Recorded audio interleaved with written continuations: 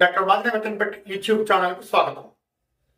Gokulam, mini Gokulam ఈ పథకాల గురించి మనందరికీ తెలుసు.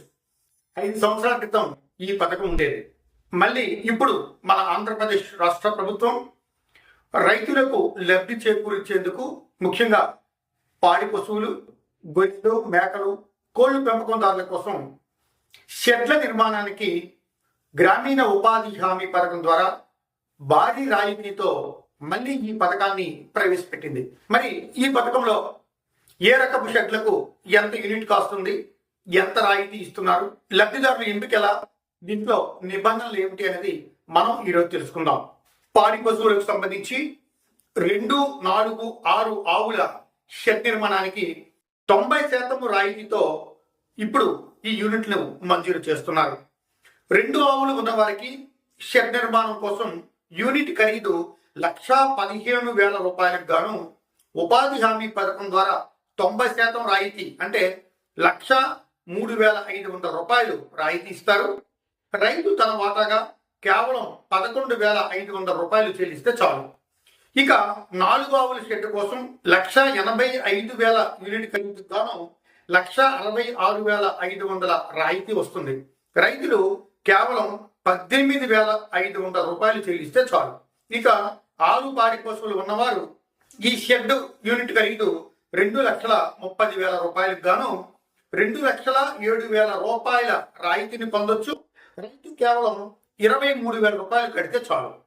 ఇక గొర్రెల, మేకల కోసం కూడా షెడ్లు నిర్మించుకోవచ్చు. అయితే దీనికి రాయితీ 70% ఇస్తారు. 20 జీవాలు ఉండేవాళ్ళు అంటే 20 గొర్రెలు లేదా 20 మేకల షెడ్ నిర్మాణానికి యూనిట్ ఖరీదు 1,30,000 రూపాయలకు గాను 91,000 రాయితీ వస్తుంది. రైతు 30% డబ్బులు అంటే 39,000 రూపాయలు చెల్లించాలి. 50 గొర్రెలు లేదా మేకల షెడ్ నిర్మాణానికి 2,30,000 యూనిట్ ఖరీదుగా నిర్ణయించారు. ఇందులో 1,61,000 రాయితీ పోను రైతులు 69,000 చెల్లిస్తే చాలు. ఇక కోళ్ల పెంపకానికి ఈ పథకంలో 2 రకాలైన షెడ్లు నిర్మించుకోవచ్చు. దీనికి రాయితీ 70% ఇస్తారు. 100 కోళ్ల కోసం షెడ్ నిర్మాణానికి యూనిట్ ఖరీదు 87,000. ఇందులో 60,900 రాయితీ పోను రైతు 26,100 రూపాయలు చెల్లించాలి. అదేవిధంగా 200 కోళ్లకు షెడ్ నిర్మించుకోవాలంటే దీనికి యూనిట్ ఖరీదు 1,32,000 రూపాయలు.